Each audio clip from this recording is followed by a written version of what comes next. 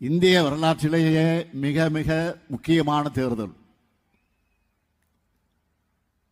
இந்த தேர்தலில் இந்தியா கூட்டணிக்கு நீங்கள் அளிக்கிற ஒவ்வொரு வாக்கும் ஜனநாயகத்திற்கும் தமிழ்நாட்டின் எதிர்காலத்திற்கும்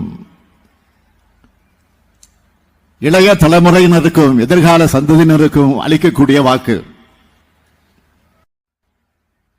இந்தியாவில் சமூக நீதி நீடிக்க வேண்டும்னா ஜனநாயகம் பாதுகாக்கப்பட வேண்டும்னா வேற்றுமையில் ஒற்றுமை தொடர வேண்டும் என்றால்